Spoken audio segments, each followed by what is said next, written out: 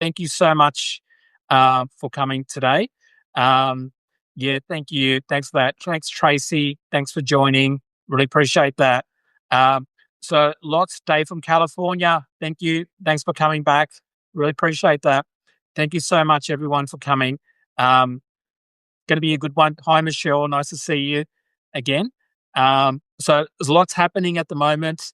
And as you probably know, and a lot of the stuff that is happening at the moment is pretty crazy stuff.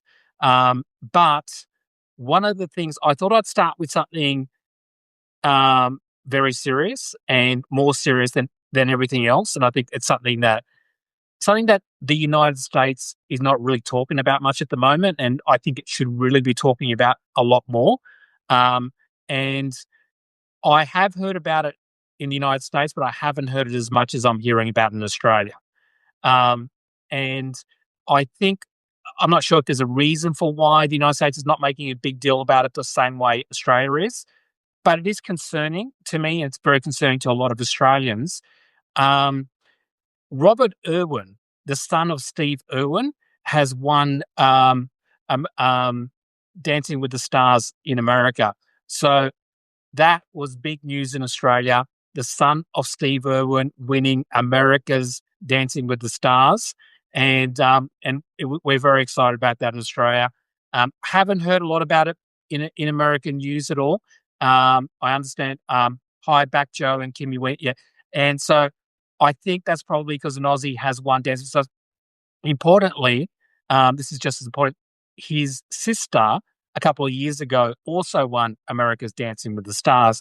So it's good to see the Irwin siblings from Steve Irwin's kids doing well on that one there. So congratulations to a couple of to Robert Irwin, a good Australian who went over there. That's so cool. I didn't hear about it all. Exactly, Kat. You didn't hear about it because the American government is trying to cover up that an Australian has won Dancing with the Stars.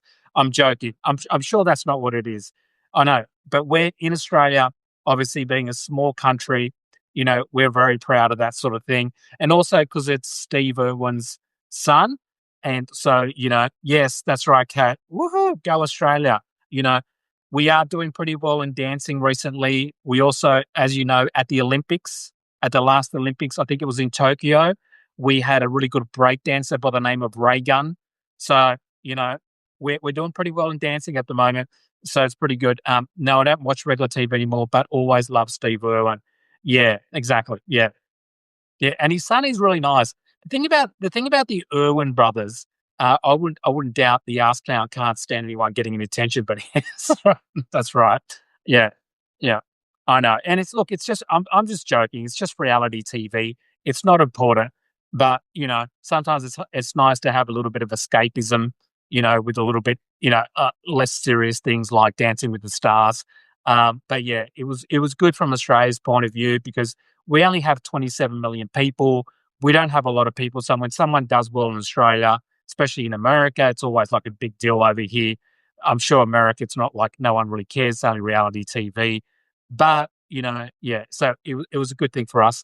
But anyway, I'll move on from that, onto less important news.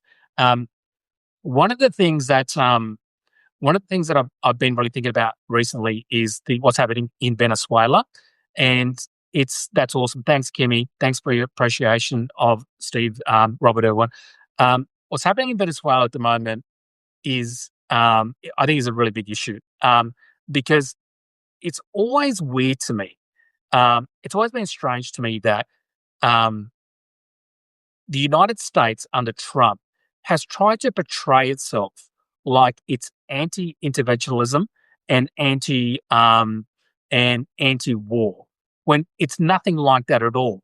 But it's amazing how many people have fallen for that narrative, and not only I would say not only not only MAGA have fallen for that lie, but even some mainstream media has fallen for that lie because I'll often criticize Trump by saying, "Oh, he needs to get more involved and he needs to do more this and he needs to do that." So they give him the impression that somehow, or he's not sufficiently supporting Ukraine. Therefore, he's an isolationist. And I think by media giving, it's not, first of all, it's not true. A lot of this stuff is not true. Trump doesn't Trump doesn't not want to help Ukraine because he's anti-interventionism. He doesn't want to help Ukraine because he doesn't really think of Ukraine as being the victims. He sees a lot of good things in Russia, and so it's not about he doesn't want to get involved in wars. It's that he wants to be able to get something out of that war for himself. All right. So when the media portray him as like, oh, he's not getting involved, he doesn't want to do as much in Ukraine because that's not true, and they're also helping him, right? They're also helping the lie, the narrative that he's anti-war, anti-interventionism, all that and stuff like that. The people who criticize him the most for that are people actually on his side of politics. People like, Tucker, everything he does is transactional. Exactly, Trish. It is transactional. A lot of people who criticize him more correctly are people on like sort of the people like Tucker Carlson. Tucker Carlson is a complete fraud. Margie Taylor Greene is a complete fraud. But the way they try to criticize him is basically by saying that he came into power, right, as anti-interventionist and anti-war, but now he's getting involved in all these things, right? So I've always thought that it's really good to get rid of that narrative that Trump loves and that MAGA loves, because I think it does help him. Because if you remember back to 2016 when he was running, hi Marnie, good to see you, Marnie. When he was running at the 2016 election, he was actually, during the primaries when he was up against other Republicans, he was actually not doing very well. He was actually coming last. Okay, right, that makes sense. He wants something out of it, but it always seems to end up helping Putin over Ukraine. That's exactly right, Kat. Yeah, he's not getting involved there because he's anti-war, and that narrative, we have to get rid of that narrative because that narrative is helping him. Yeah.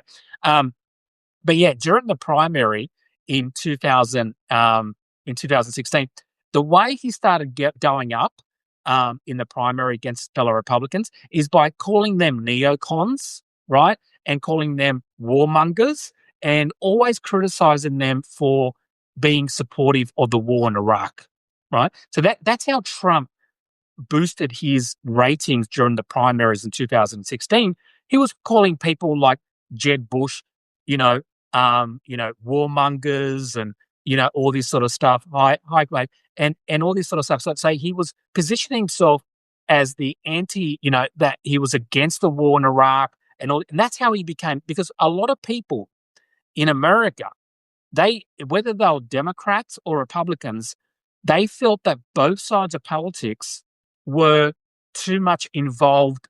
The establishment was too much involved in the wars, like in Iraq. And therefore, Trump positioned himself as against, not just against Democrats, but also against his own Republicans, who he would call neocons, right? Now, we know this is all a lie. I'm just giving you the narrative that helped him win. This narrative has helped him become popular within America. And this narrative is actually what helped what got a lot of the ex-Obama voters, so people who voted for Obama, and people like Joe Rogan, who used to be more left, and a lot of the podcasters, he got all this came and supported Trump. A lot of this stuff because of this narrative, this false narrative that Trump is anti-war, he was against the war in Iraq, and all this stuff. I don't think people realize how much that helped him. Without the war in Iraq, I'm not even sure that Trump wins in 2016. Because by the war in Iraq allowed him to become the outsider, the anti-establishment person, right? If the war in Iraq never happened, if the war in Afghanistan never happened, what was he going to fight against, right? What he was going to fight against Obamacare? That wouldn't have worked. So what actually made Trump popular was fighting against his own party, the war in Iraq.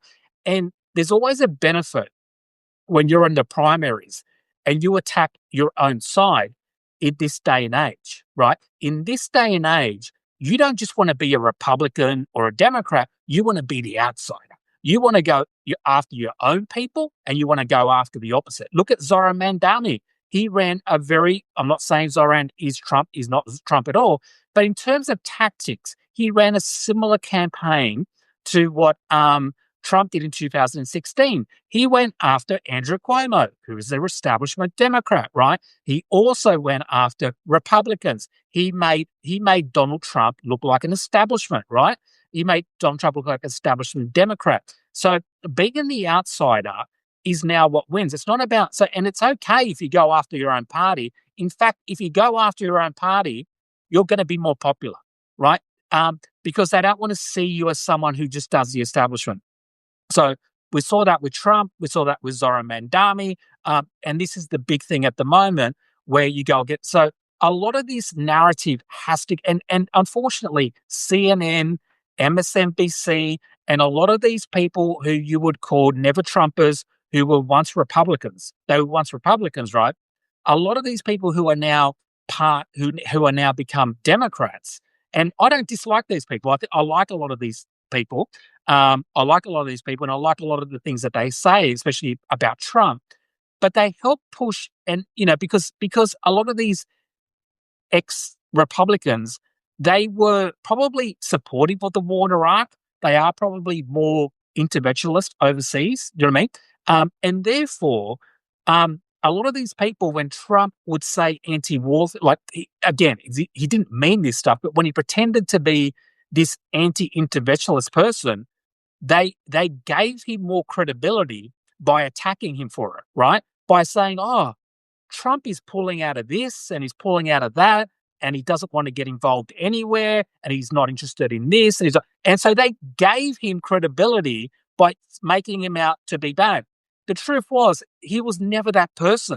Like, if you look at Trump in 2016 to 2020, right? And people always go, he never started any new wars. Well, Joe Biden never started any new wars, and he never gets any credibility for that, right? So between 2016 and 2020, Trump didn't start any new wars, but God, he increased drone strikes by over 100%. So the drone strikes increased. Not only did Donald Trump increase drone strikes, a lot of people don't know this. He brought in a new law into Congress, which basically said that if a drone strike killed a civilian, the government was not allowed to make it public. So he took away accountability for the drone strikes when they killed. So the difference is when Barack Obama was doing drone strikes, everyone knew what he was doing because it was made public. But when Trump got into power, he increased the drone strikes, but he took away the accountability. So we didn't really know what was happening, right? So he shouldn't get rewarded for that. He should get punished for that. That's a bad thing, right? Also, the guy who's destroying boats in the Caribbean is about to invade Venezuela for oil is the same guy who received the Nobel Prize. Yeah, exactly, Jim. Exactly. Yeah, it's all BS.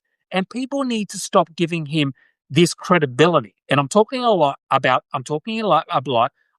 the ex-Republicans, right, who give him too much, who always say to him, oh, you gotta help this country. No, that's not what he's about. He's not anti-interventionist. He's not anti-war. He never was. In 2016 to 2020, Yemen, Saudi Arabia was involved in a big conflict with Yemen, massive conflict with Yemen. So Trump gave extra support to Saudi Arabia above what Barack Obama supported, but Trump went all the way, which resulted in one of the biggest famines in Yemen. Now, whether you agree with that or not, that is not anti-war. He was absolutely supporting, in a proxy war, Saudi Arabia. Again, that he was supporting that. So the idea that he wasn't intervening, he intervened in Syria. He was with ISIS. He was bombing Syria to hell and stuff like that. So, but in America, because I think there is this, I don't know what it is. I think with Trump, he just lies and lies and lies all the time, right? So much that after a while, people forget the truth and they start believing the lies, right? And this narrative that he's had for a long time, that he's the peace person and he's anti-war and all this sort of stuff, it worked to some degree, right? Yeah, and even though a lot of people might not believe every part of it, it did work to some belief. A lot of the people who support him to this day still believe he's the anti-war candidate or he's not this. And I think that narrative is now starting to go away because of what we're seeing. But it should never have been there in the first place. And I think some people in the Democratic Party helped contribute to that. So, but going on to like Venezuela, right? So now we have Venezuela um, in that particular town, right? So he wants to bomb Venezuela, right? At the same time, he's murdering civilians but he's telling the rest of the world, right? He's telling the rest of the world that these people are illegal. They're drug smugglers. Okay, so let's assume that some of them are drug smugglers. We don't know. We don't know that they're drug smugglers, and the reason we don't know is because they won't give us that information. And the other thing is, but let's say some of them are drug smugglers.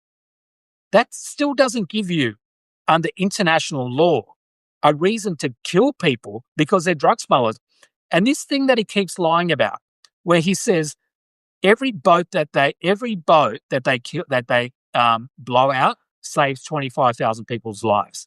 So I don't think, or maybe he just wears people down. Yeah, that's right. Yeah, I don't think so. Or yeah, I think he does. I think Cat. Yeah, Jim, but yeah, I think he does wear people down. I also do think that a lot of people, if you say things enough, people start to believe it to some degree. But as I said before, that narrative of him being this peace guy wasn't just coming from the right. It was elevated by people in the middle, in the ex Republicans, ex neocon or establishment Republicans who became Democrats, and were just constantly going at him all the time. And also, you know what else didn't help? When what else didn't help is that during last year's election, you had Kamala Harris, right, cozying up to Liz Cheney and Dick Cheney and all this sort of stuff, and there's this like George Bush is now kind of not too bad as well, and they're being nice to George Bush, and that. This kind of sends a message, right? If you're in 2024 election and you have Trump going, now again, Trump is lying about all this, but I'm just talking about people in America who don't follow, most people in America are not following politics very closely. So all they see is you have Kamala Harris running around America with Liz Cheney. Now, I'm not saying Liz Cheney is a horrible person or anything like that. And the fact that Liz Cheney stood up to Trump, I think, is a very good thing, right? But, at the same time, I don't think it's a good thing for Democrats to be running to Liz Cheney, Dick Cheney's, John Bolton's, right? I just don't think that's a good thing for them. That is not going to be the heart of the Democratic Party. If you want the Democratic Party, right, if you want to get the base out, that's not a good way to get the base out, right? Because nobody wants to be seen as the party of the establishment, and nobody wants to be seen as the party of, who was, pro-war, pro this sort of stuff. So the Democrats, in 2024, in a way, I understand why they were doing it, because they wanted to try to get votes. They want to try to get votes away from Trump on the right. They wanted to get votes from Trump, like never Trumpers, people who were Republicans. Here's the problem with that, right? 91% of Republicans are Trump supporters, right? And that has been up until recently. That was even the case after January 6th. After January 6th, right? Trump was still getting 90% of Republican voters. So that's been the consistent. We need you over here to be a Democratic strategist. Oh, that's good. So that's the problem, right? That you have a party who is out of touch with what the Democratic Party wants, the base, and what a lot of people out there want. Nobody wants the Democratic Party, or the majority of people don't want the Democratic Party to become the old Republican Party, right? That's not how you win elections in this day and age, right? Zoran Mandami, or it doesn't have to be Zoran, it could be anybody else. They don't win. You're not going to win elections these days by becoming the establishment party or the old Republican Party. But didn't Republicans see Liz Cheney as a traitor? They did. They did see her as a traitor. They did, but well, I'm doing two separate things here, Carl. They just because you're a just Kat is correct about you, Joe. Kat is correct. Oh yeah, thank you. Yeah, um, it doesn't matter if MAGA kicks out Liz Cheney, Dick Cheney, John Bolton, stuff like that. I'm not talking about. I'm not talking about the fact that they now become never Trumpers, right? And they maybe even supported Kamala Harris. But the problem is I'm not thinking about is that there are a lot of people in the Democratic Party, right? Young people, specifically young people, right? Latinos, even black people, who don't look at Liz Cheney, even if they're no longer part of MAGA. It's not about whether Trump likes them or not. It's about who they are. Because what they see, a lot of these people are seeing, is they're saying, wait a sec, John Bolton hates Trump. Liz Cheney hates Trump. Dick Cheney hates Trump. George W. Bush hates Trump. But Kamala Harris? But they love Kamala Harris? Think about what that message is sending. Now, Trump is hated by the people who wanted to go into Iraq, right? But those people who wanted to go into Iraq love Kamala Harris. Like, you know, what's going on there? That is not a way. The Democrats are never going to become the old Republican Party, as much as some Republicans who don't like Trump, who are, part of the new Trump party, the new part of the Democrats, people who I like myself, I don't, it's not that I hate these people or anything like that, but that's not going to be the heart and soul of the Republican Party, right? That's not going to be the heart and soul of the Republican Party. The heart and soul, the Democratic Party. The heart and soul Democratic Party is going to be done by young people, right? Latinos, black people. It's going to be by people. So a lot of because of social media these days, it is true that young people don't vote a lot, right? So that is true. They don't vote at higher levels as boomers do. But what they do is they go online a lot. And a lot of young people, they have Twitter accounts, they have Substack, they have YouTube videos.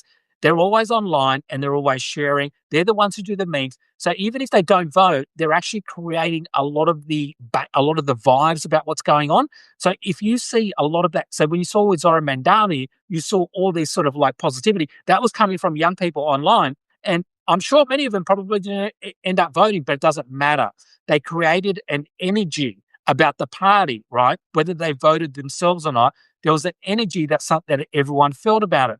And the Democrats lost that in 2024. And I think they lost that, one, because of cost of living, which is not much they could have done about that. 2024, incumbent governments all over the world, in all Western countries, were kicked out. So that was always going to be a big hurdle for Kamala Harris to overcome. But on top of that, also, they came across as the establishment party, right? The Democrats were the establishment party. They were the insiders, and Trump made himself the outsider. And to a lot of people, that's attractive, right? So, because what they see is they think, my life is not very good at the moment. I can't pay my rent. Home prices are too expensive, right? It's too, cost of living. I'm talking about 2024 now. Cost of living's going up. And on the one hand, we have the Democrats saying, actually, it's not too bad. Things are pretty good. Bidenomics is doing really well, right? And on the other side, you go, we're going to blow up the system. Well, if you're not following politics very closely and you don't really you're not really thinking about everything Trump's doing, you're not following the documents cases, trying to overthrow election, you're not really day to day, and you see him do it, and you see Trump saying, well, we're going to blow up the system. So a lot of people are just going to go with blowing up the system because they're not happy with the current system. And I think that's part of the reason why Democrats lost last year. But I think the Democrats of this year have improved a lot. And I think they're starting to realize that that cost of living has to be the number one thing that goes for it. But going back to Venezuela, I think a lot of the things that we're seeing in Venezuela is actually really going to work against Trump because there is a conflicting narrative that's going on here, right? On the one hand, Trump has tried to make everything out to be about drugs, drug cartels. Remember all the tariffs? I'm going to put tariffs on Mexico. I'm going to put tariffs on Canada. I'm going to put tariffs on China, right? All the tariffs were about fentanyl, they're about drugs. Okay. Now, in terms of Mexico, a lot of drugs do come from Mexico, and some drugs do come from China. But Canada makes no sense because less than 1% of fentanyl actually comes from Canada. So Canada is one of the least places you'd want to be upset about. In fact, there is more drugs that go from the United States to Canada than the other way. So if anybody should be mad, it should be Canadians, right? Because more drugs going the other way.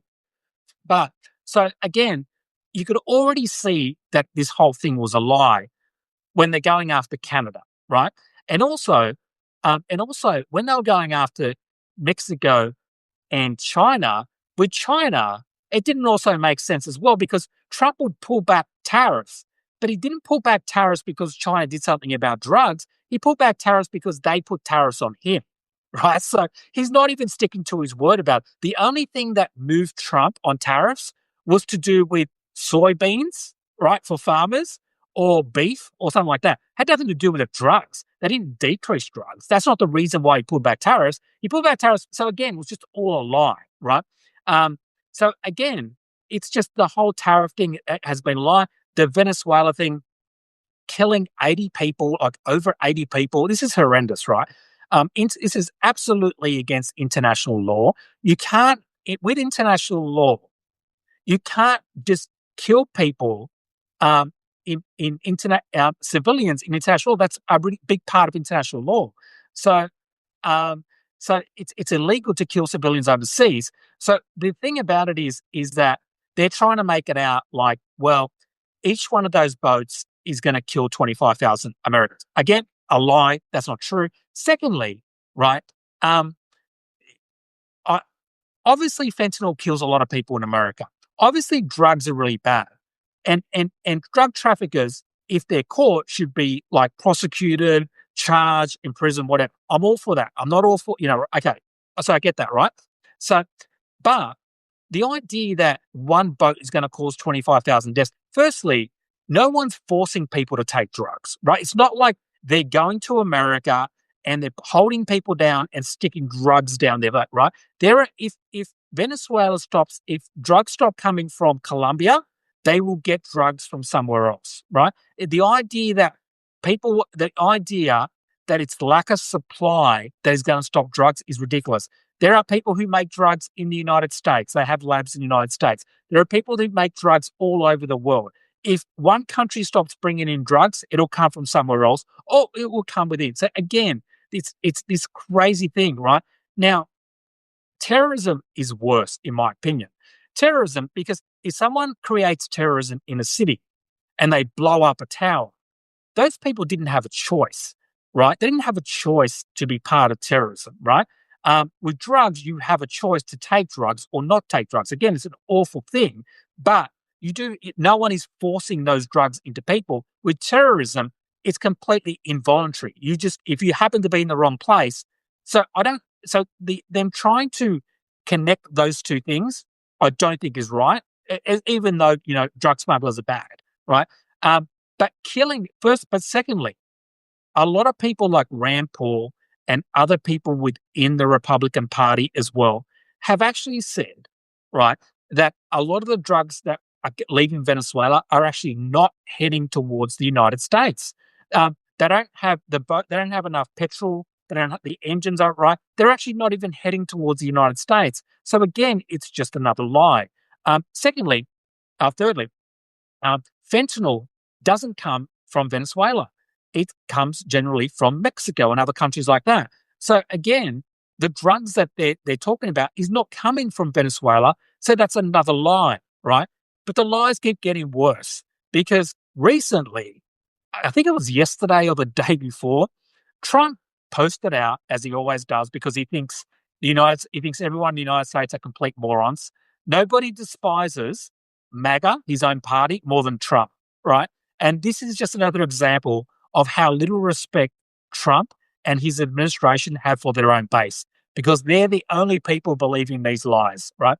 So we've had months of murdering people over drug cartels, tariffs on countries because of drugs. It's all about drugs, drugs, drugs. Everything's about drugs, right? Murdering people, tariffs, everything, right?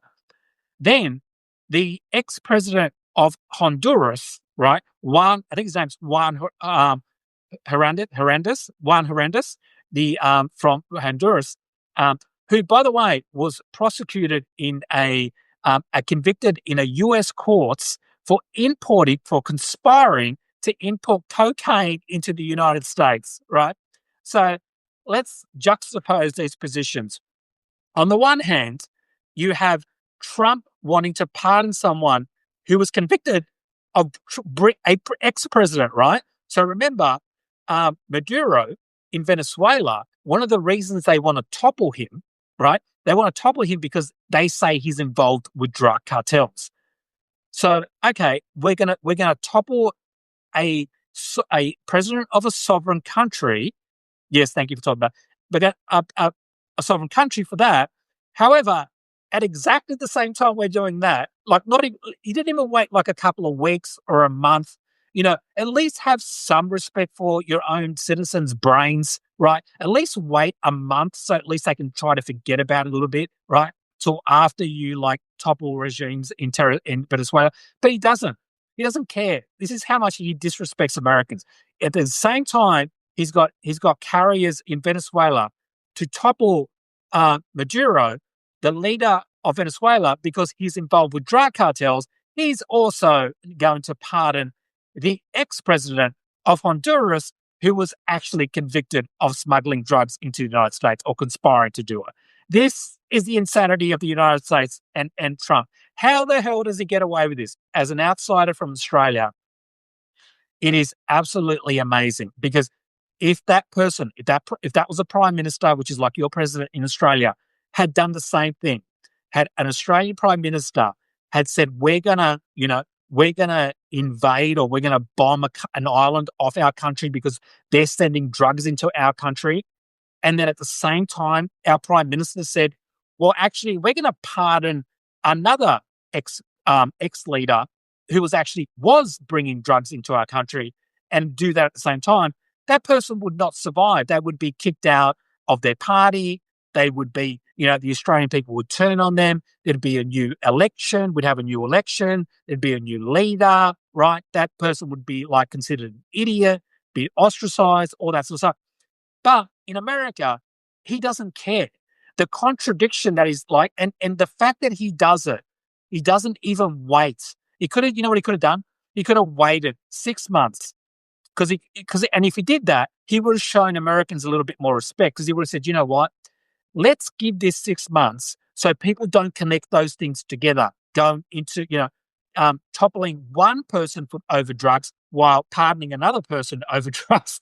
But right, let's give the Americans a little bit more respect and let's wait 6 months before. No, he's like, no, they won't care. You know why? You think so? Marnie, it's typical Trump. He pardons the criminals and tries to, something on a great American like Senator Mark. Yeah, exactly. Yeah, exactly right, Marnie. Yeah. So he just has no respect for the American people, for what they do. So again, it's a lot of this stuff that Trump thinks he gets. I don't think he's getting away with it as much as he used to get away with it because obviously he tried to do the same thing with the Epstein files and all that as well. Kat, he set it up that way. His first term, especially with the Supreme Court, is allowed to do anything he wants. He knows nobody can do anything about it. No accountability day after day. This week hasn't been a good one for him. Yeah, exactly. Yeah. Yeah. And look, his popularity, this is so whenever you look at Trump's polling, one thing that always sticks, as I said before, is that his polling has gone way down amongst independents. It's gone way down amongst young people, Latinos.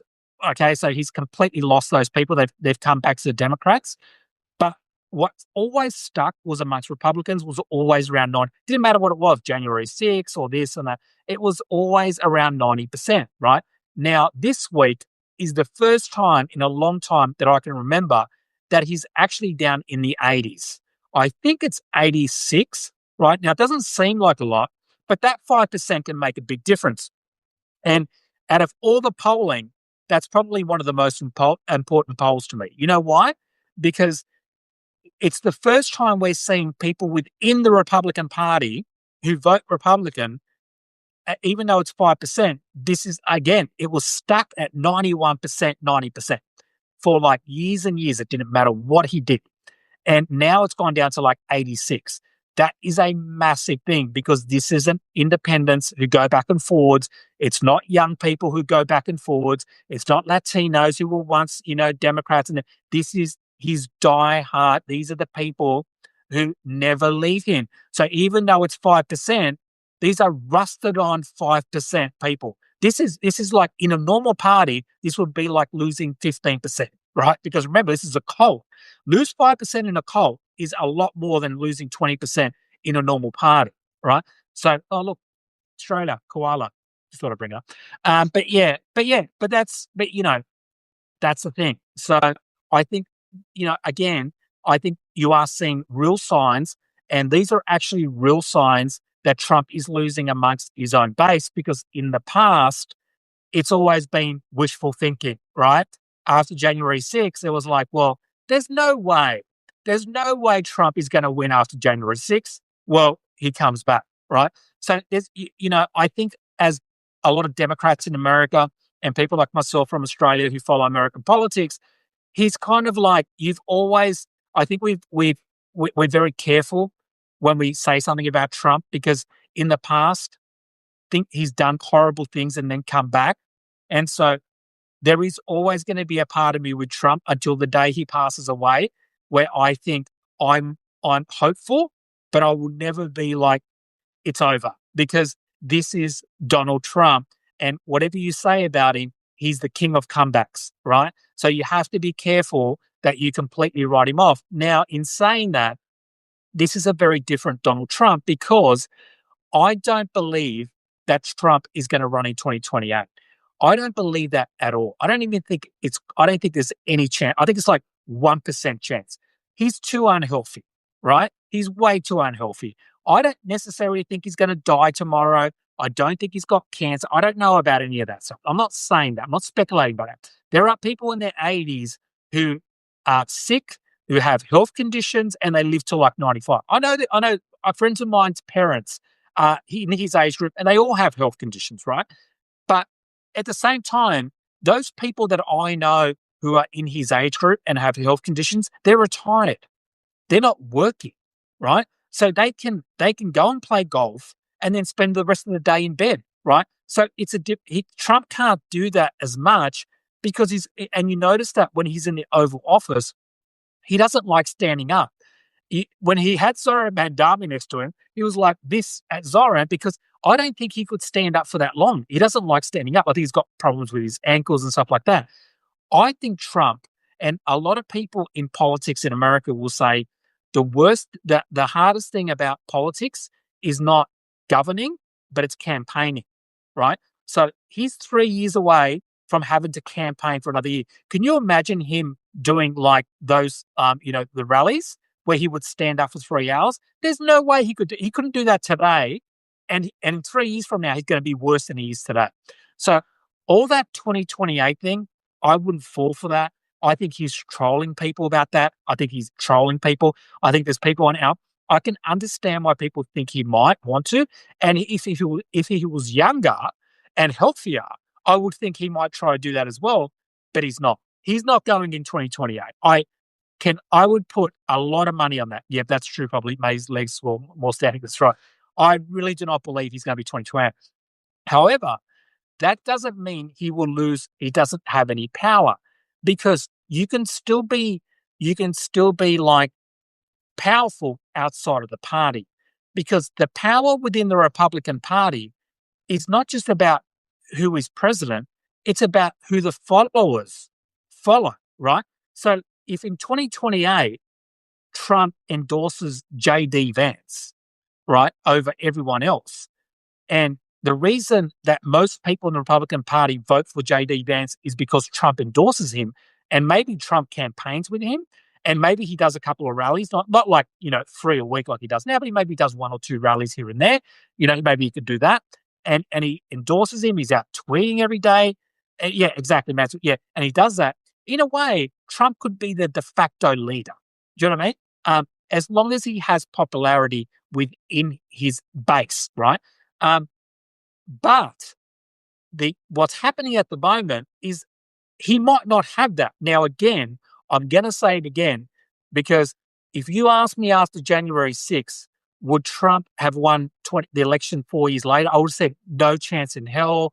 You need to take some medication. You need to, maybe some Tylenol, not Tylenol that gives you autism apparently. But yeah, all that stuff, right? So I think, so again, I don't think he's going to run again. Right? We all thought that. Yeah. Right. We all thought. Yeah. So, but I think this is different. Not Tylenol. That's right. That's right. Yeah. Yeah. I took it once. And I think I'm autistic. I think I am autistic. I did notice I started liking, Harry Potter a little bit more after I take Tylenol, just a little bit more. But yeah. But I do think that I do really think that this is a little bit different. Now, again, I'm not writing him off completely.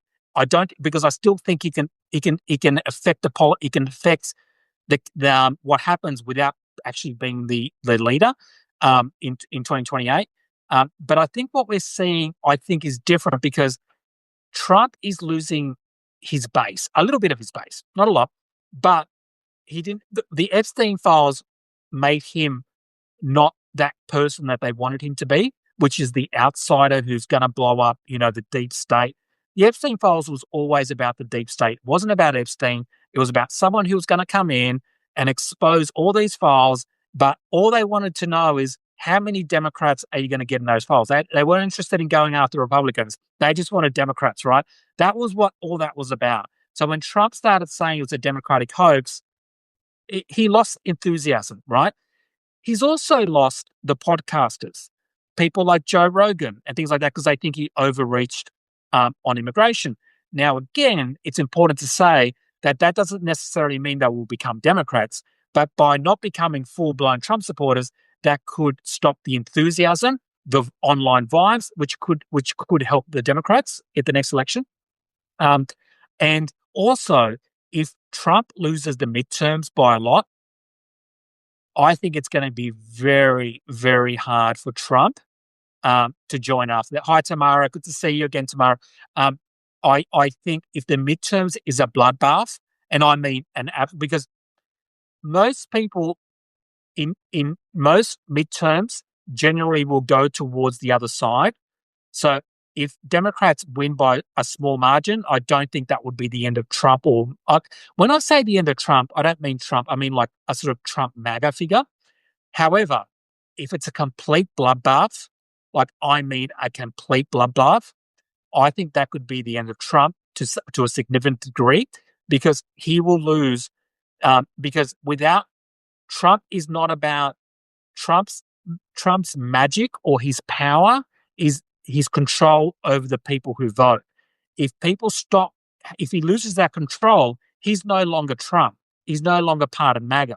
And then what might happen is that if the midterms are an absolute bloodbath and you're JD Vance or you're little Marco Rubio, and you're Marco Rubio and or you're Tucker Carlson, because I think Tucker Carlson could possibly run, or maybe Marjorie Taylor Greene, prosecute Fauci woman, and suddenly a few people thought she was being normal.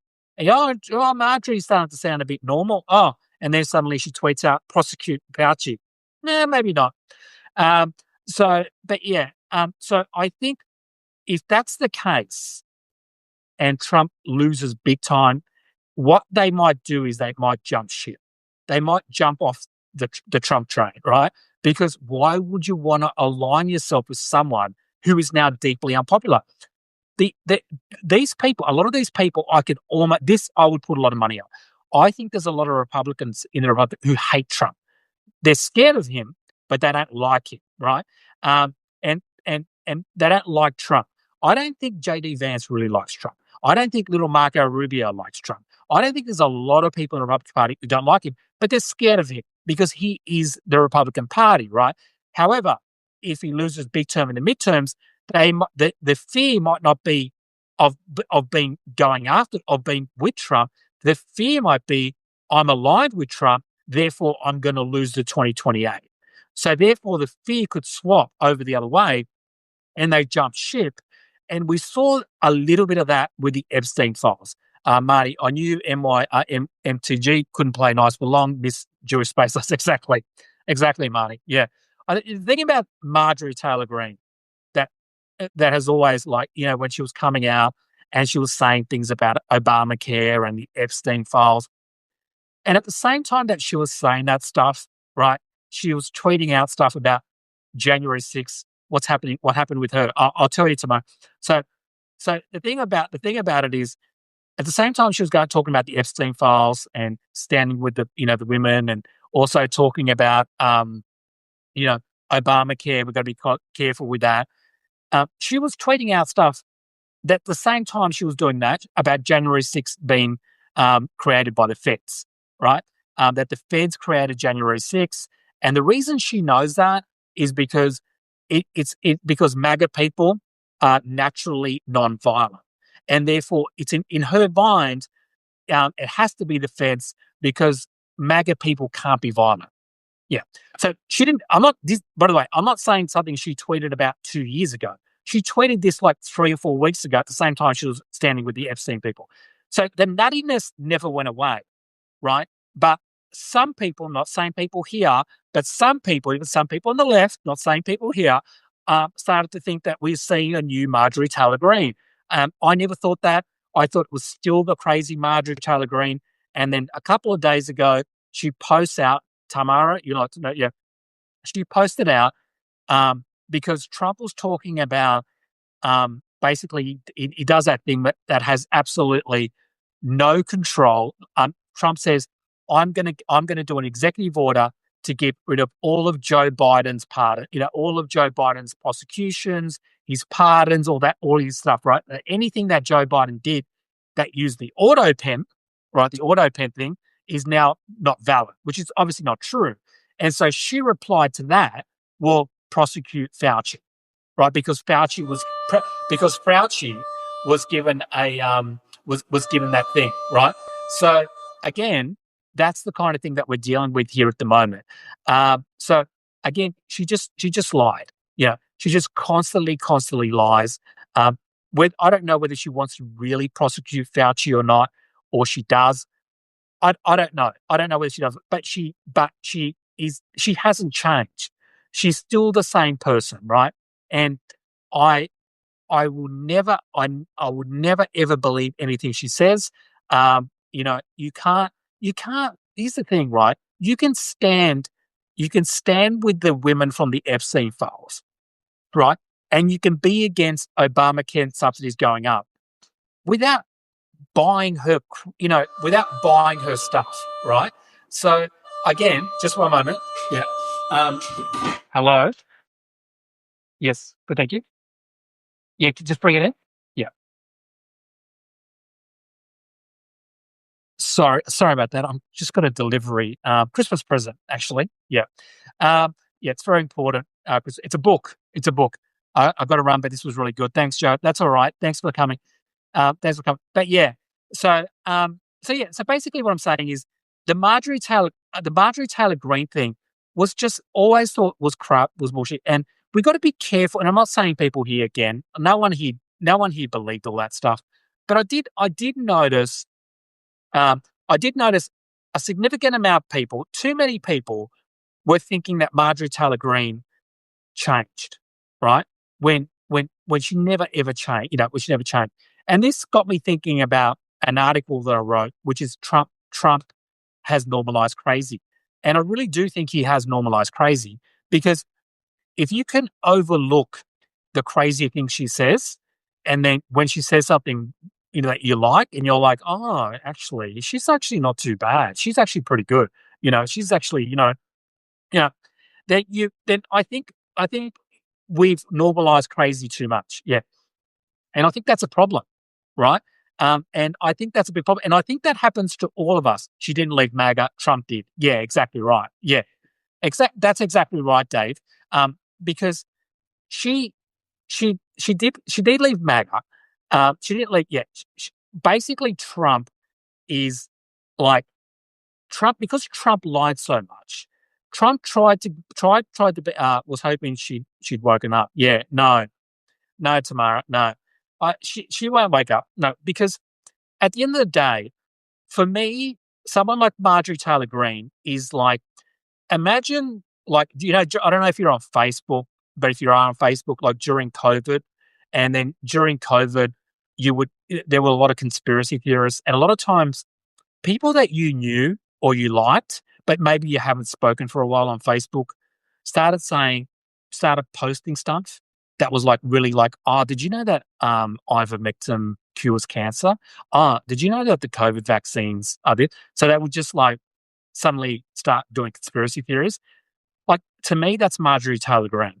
Someone from that Marjorie Taylor Greene is basically that Facebook middle-aged woman who managed to get. So that's who I think her core base is. Her core base is conspiracy theorists from Facebook, from the COVID period. That's who I think her core base is, and she's done really well. Like, she represents that base very, very well, because that base of the Facebook nutters or the Facebook conspiracy theorists, especially from COVID, um, they're a complex base, because you know how I know some of this base, because I'm also Gen X, right? So I'm in her age range, the Gen X range, right? And I'm also on Facebook, and I know a lot of these people who I'm friends with. I'm still friends with them just because we disagree on some things. We're still friends. But they said that a lot of them went just a bit crazy during COVID, and they really went into all these conspiracies. And I think she represents those people. And that's an interesting base to have. Like, that's not like a base that ever existed before, like a crazy base. But I really do think, like, for me, Trump represents assholes, right? Trump represents assholes. That's his base. And Marjorie Taylor Greene represents Facebook conspiracy theorists. So those are groups that in the past haven't had any representation in Congress, or not to the same degree. I mean, there's always been assholes, but assholes have never had a political home, right? Not to this degree.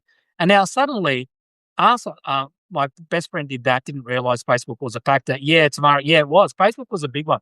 The reason is Facebook was a big one was because um, Facebook is that age group. A lot of people who use Facebook are in sort of, they're either Gen Z or higher, and that was the group that really, if you look at the conspiracy things during COVID, probably the biggest generation that went down that rabbit hole was actually Gen X. Was probably the biggest generation. So it's not surprising in a way. And they're the group that, so, younger people more use TikTok or other, so younger people didn't quite go down those same rabbit holes.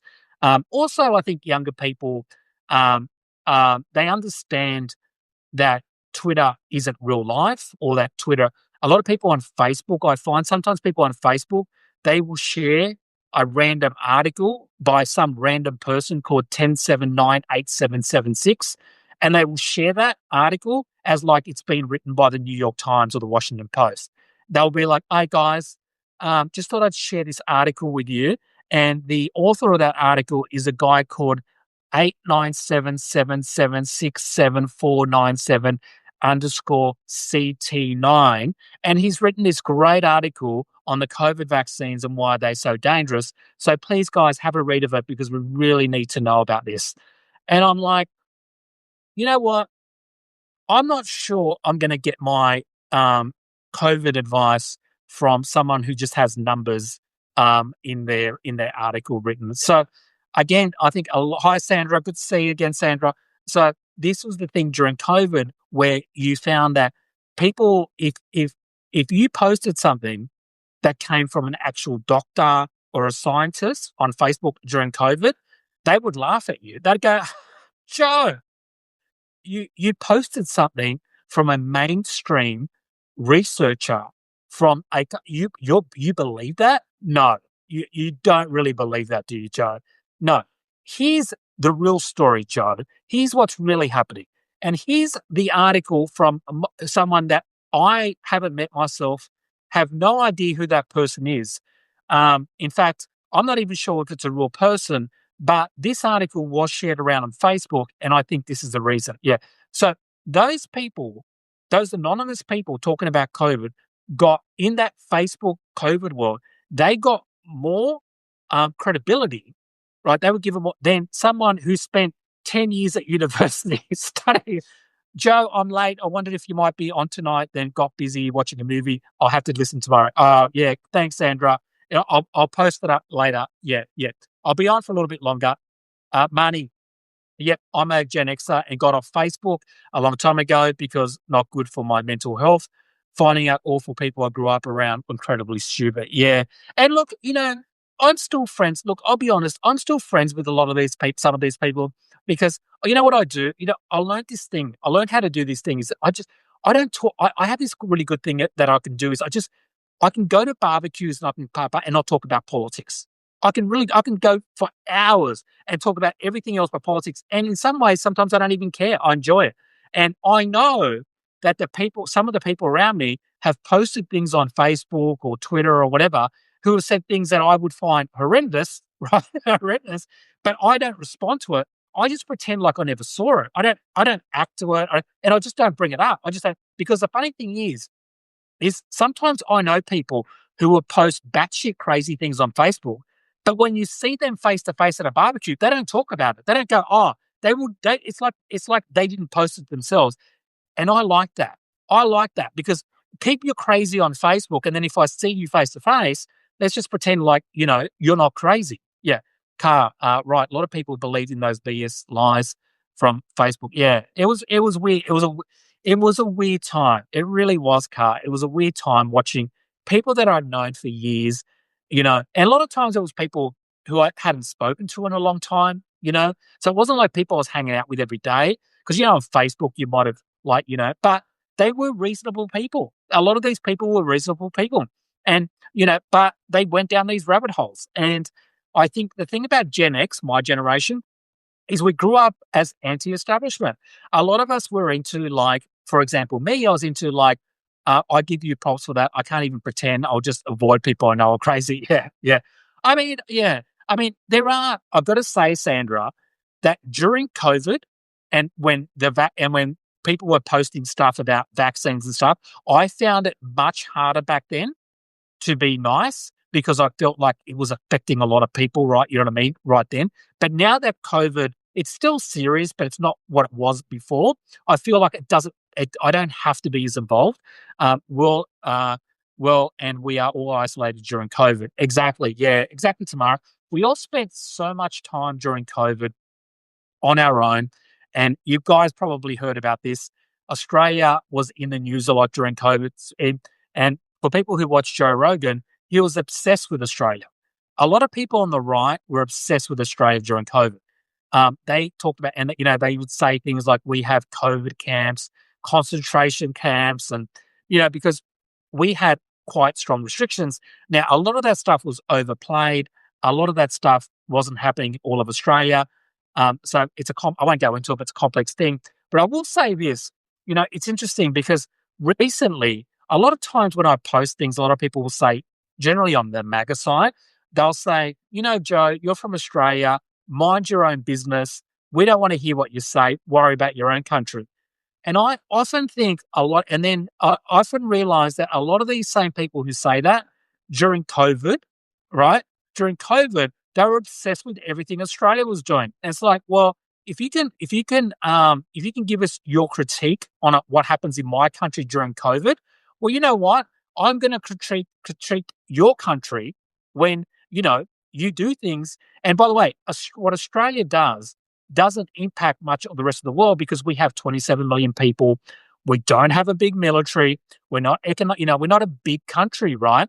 What America does impacts all the rest of the world. But again, I don't care if people, criticize my country unless you're criticizing Steve Irwin, Robert Irwin, performance during when he won America and Dancing with the Stars, then I find it a little bit offensive. Also, Ray Gunn, who was a breakdancer, an Australian breakdancer, if you criticise her, I get offended. by that as well. Um, Kangaroos, koalas. Otherwise, I couldn't care less what you criticize about us. Also, platypuses. I feel like platypuses don't get mentioned a lot by Americans. A lot of times, Americans will talk about, for example, they will say things like, we love your kangaroos, we love your koalas. And, the koalas, the thing about the koalas is you will be disappointed if you ever hold one because a lot of people, they're called like teddy bears. And if you look at them, they look really soft. And if you cuddle them, yeah, the problem is that koalas, when you touch them, are really hard. Like there's no cuddliness to them. It's like it would be like cuddling Arnold Schwarzenegger, like during his peak. You know what I mean? It's just so it's not they're not cuddly at all, right? Koalas actually are my favorite. So cute. Yeah, they are very cute to look at. They don't do a lot because they're constantly stoned because they eat eucalyptus trees all the time, like the leaves. And the eucalyptus leaves, they make them like stoned. So for about 23 hours of the day, they actually like literally sleep. So they sleep like they barely ever move, right? I heard they smell bad. Is that true? Marnie, I don't want to be one of those people who, you know, shame one of our fellow animals by saying how they smell. I will say this, Marty, that if you like ate a lot of eucalyptus trees, like and leaves and stuff like that, and you're outdoors all day in Australia is very hot, you would get a little bit sweaty. So I'm not going to say that they smell or they don't smell. I don't judge people like that or animals like that. But right, sleep all the time and here they're mean as hell. Yeah, they can be a little bit mean, but the thing is that um, they are they have really big claws. So the claws, but they can easily get hurt. So if their bodies or their internal organs are on they need like they don't have a lot of protection. So even if a dog doesn't like bite them, if a dog just yeah, thanks, Mario. I really appreciate that. Yeah, yeah. Um, you know, but if I would never, Marnie, I just want to say, Marnie, I would never assume that one of your native animals smells. I'm just going to leave it there. I was just going to leave it there. Yeah, yeah. I would never. What is a Native American animal? Is there? I'm trying to think. What is a Native American animal? I don't know. I don't. Is there one? Alligator? No, that's not. We have crocodiles, which is basically the same thing. I don't know what Native American animals are. Yeah. If anyone knows, let me know. Yeah. Because obviously we're an island, so it's a lot easier to be native when you're an island. But I guess being part of America it would be more difficult for you guys to have a native animal that wouldn't be in Canada or Mexico and things like that.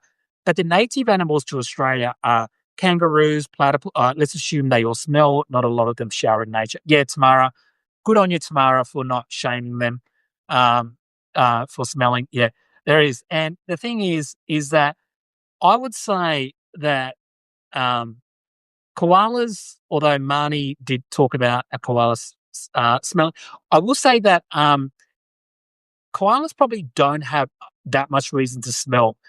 They are in hot temperature, but because they don't actually do much, they would have less of a reason to smell because they don't really move. I think alligators they have more rounded around the crocs. Oh, okay. So maybe alligators um, are indigenous to America. Yeah, but I don't know a lot. And Australia again because we're an island, so it's easier to be in an island to do it. But a lot of these animals in Australia are actually endangered. So koalas are endangered. Um, Platypuses are endangered. A lot of these animals, kangaroos are not endangered. They're everywhere. In fact, I have a kangaroo in my home right now. So yeah, snout's not a mouse. Stupid autocorrect. Oh, snout's not no a mouse. Oh yeah, yeah, yeah. So there's a lot of endangered. But koalas because they're so easily hurt, and also koalas. A lot of trees are being cut down, and without trees, koalas can't exist. There are a lot of people trying to help koalas and things. Like I live in an area where there are koalas, but there's not many. In the area that I live in Brisbane, which is like on the outskirts of the city, we do have koalas here, but they're rare. but they used to be very common where I live, right? So I've probably, since I've lived here, because I'm from Sydney, in 10 years, I've probably seen 4 koalas in the time that I've been here. So they are rare. Like don't usually see them in cities. They're more out in rural areas. Yeah. So anyway, I'll move on from our animals and from that. I didn't know that they could get, yeah, Sandra, they can. They're easy. So if a dog like even like nudges a koala too hard, it can give them like damage, internal organs. So a lot of koalas either they get hit by cars because they don't run very far. They're not very good. They don't have very good eyesight as well, and also because they're like stoned a lot. If they see a car, they just stare at the car and they're like, "Oh, dude," and then the car hits them and they're like, "Oh, it's too late." So so the good thing is we have a lot of like koala sanctuaries and places like that. So are they endangered? Absolutely. Yeah. Koalas are probably one of the most endangered poor little guys. Yeah, they're very, very endangered, the koalas. Um, there are a lot of koala sanctuaries and the governments are trying to do more. Like they're never gonna put it this way, they're never gonna I did confirm alligators are native to Australia. Oh wow, cool. All right, that's good money. Excellent. Yeah, and I'm not going to ask you, Marnie, whether those alligators smell. I'm not. You know what? I'm not going to ask you that question. Yeah, yeah. It is. It is sad. It is sad.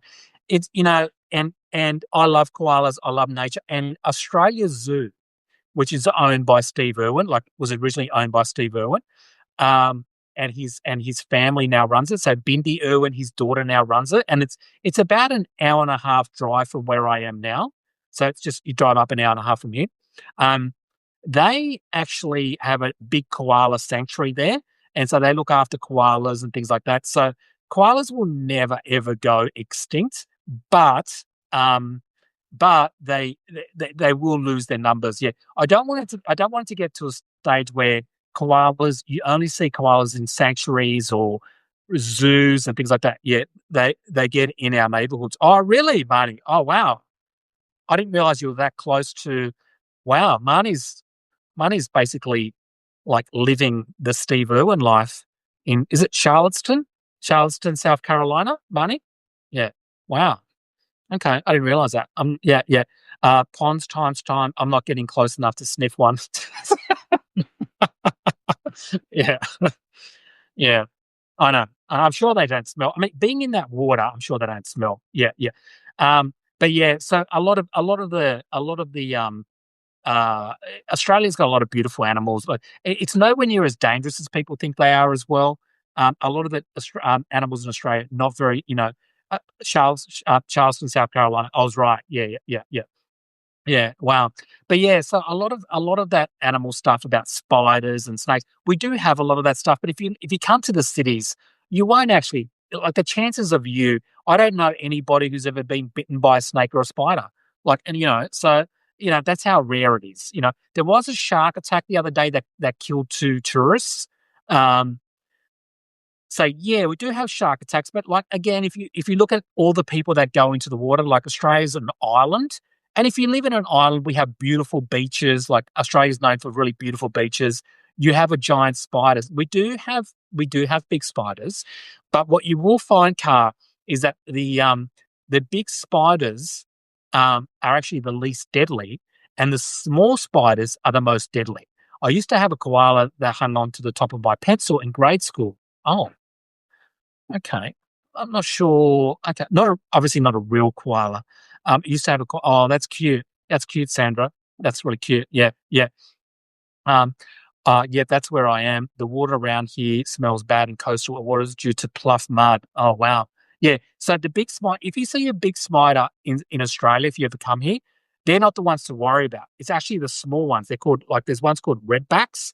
Not a real one, just all right. Yeah, thank God, Sandra. I was about to call, you know, some sort of organization. Yeah, I don't know. Peter? Is it Peter? I don't know.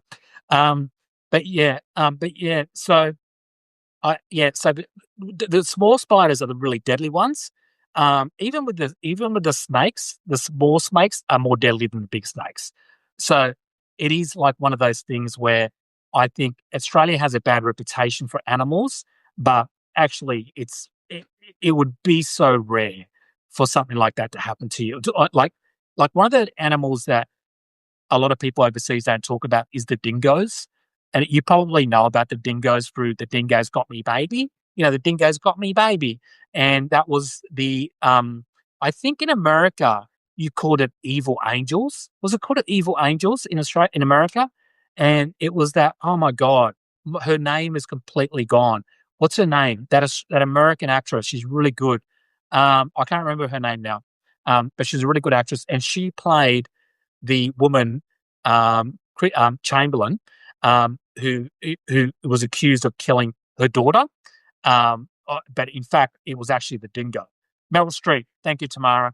Meryl Streep, that's it. Yeah, and by the way, I got to say that her Australian accent was very good. And I rarely hear Americans do good Australian accents, right? But when she came to Australia to film that, it was like big thing here. It was like, oh my God, Meryl Streep's in Australia. No, it was Meryl Streep, Kimmy. It was Meryl Streep.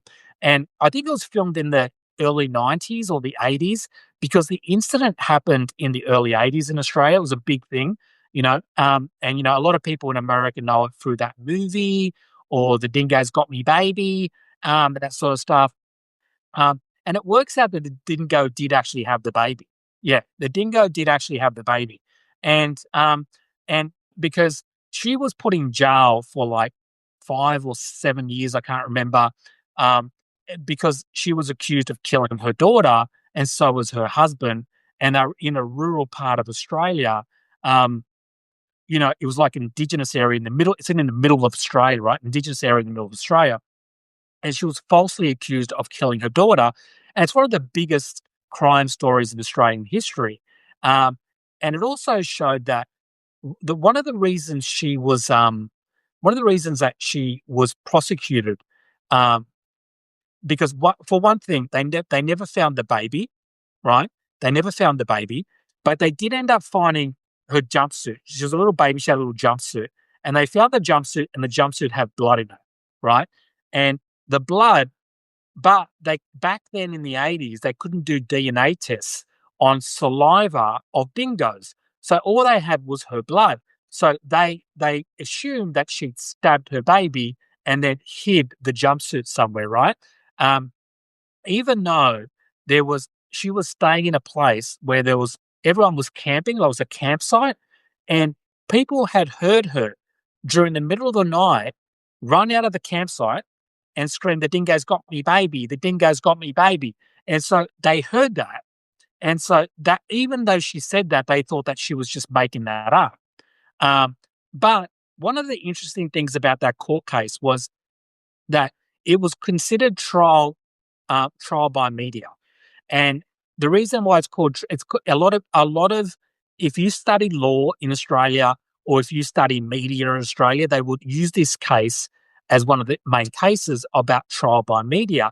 And the reason is because after the baby had died, someone about a week later had taken a photo of her at the airport and she's smiling, right? We don't know why she's smiling, but there's this photo of her smiling. So that got put on the front page of the newspaper, and they said, why is someone whose daughter died 1 week earlier have a smile on her face? And then that got shown to everyone. They went, well, wait a second. Someone is smiling a week after. She must be guilty of murder. And from there, the tabloid newspaper started writing more stories.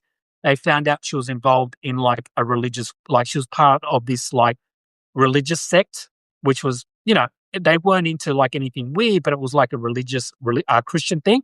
And then they started adding things to it. And then eventually it was trial by media. And a lot of the things in the court case was about why was she smiling? Why was she saying this? And so that it wasn't because of the evidence. She got done because, trial by media, and that people just assumed she was guilty because she wasn't acting a certain way and sort of that. So, it's changed a lot of laws in Australia where you can't allow a lot of that stuff to come in or all that sort of stuff. But eventually she was cleared, and she received a pardon, and she's, and so, yeah, so it's all good news from that point of view. Anyway, I can't believe I got into that. I know that's got nothing to do with American politics. Is a dingo the size of a big dog? The dingo's the size of a small dog. Yeah. Dingoes are very small animals, not like a chihuahua, right? Nothing like that.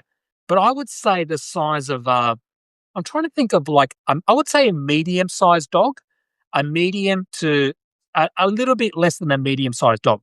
They're not tiny, but they're not like Alsatians or Labradors or anything like that. They're much smaller than that. And I've seen dingoes myself in the wild. They never go for adults, right? Dingoes will never go for an adult. They always go for children who are small or babies, right? And so and it's not like they're going to try to kill every baby they see. It's not like dingoes only like babies. Yeah, because if it was, they would starve. No, it's just that they're opportunist. So if they see an opportunity, they will go for it. But if you're on a beach in a place where there's a dingo in Australia and you're with your family, they won't go anywhere near you. So it is so again, why people didn't believe her is because dingo attacks were very rare, right? Wow, yeah, wow, what a movie. Yeah, you can go watch it. Yeah, so dingo attacks are very rare in Australia, and that's why a lot of people didn't believe her story because there hadn't been stories. Well, there had been some stories of dingoes attacking babies, but not killing babies, right? So that's why a lot of it why she was basically prosecuted on that. Also, back in the 80s, they didn't have DNA testing and a lot of that other stuff as well. So, yeah, but dingoes aren't big animals. A lot of them on the mainland have actually crossbred. They've actually crossbred with actual dogs. So you will sometimes see a dingo looks like half dingo, half Labrador, or half dingo, half Chihuahua. No, I don't think I don't think they'll go with a Chihuahua. That would be weird. That would be a very aggressive dog, though. That would be a super aggressive dog. Half dingo, half Chihuahua would be the most aggressive dog on the planet. I'm sure of it. Could you imagine? Because and I'm saying this as someone who owns a dog who's half Chihuahua. So I'm allowed to say it because, my dog Nibbles is half Chihuahua, half Maltese. And I got to say, they can breed with dogs. Wow. Yeah, they do. And in fact, on the main island, Kimmy, um, on the main island, there's almost no purebred dingoes unless you go to one of the islands like Fraser Island off Australia. And that's where you have the purebred dogs because there's no you're not allowed to have dogs on there. You can only have the dingoes. So they can't breed with other dogs. So, yeah. So dingoes are like dogs, really, in a lot of ways. Yeah, yeah. But yeah, interesting things like that. But yeah, anyway, guys, I have to go. I'm so sorry for talking about the dingoes and animals for so long. I'm really sorry about that. But I just wanted to talk about a lot of the political stuff. A Cry in the Dark, I looked it up, totally going to watch it. Yeah, that's right, Sandra. A Cry in the Dark. It was called Evil Angels in Australia. Totally watch it. If you do watch it, let me know what you think of it, Sandra. I'd love to know your response to it. Thank you very much, everyone. I'll do another one soon. I have so much fun doing this. Merry Christmas to everyone. Thank you so much. Thanks, everyone. Talk to you soon. Thanks, Tamara. Thanks, guys. Bye.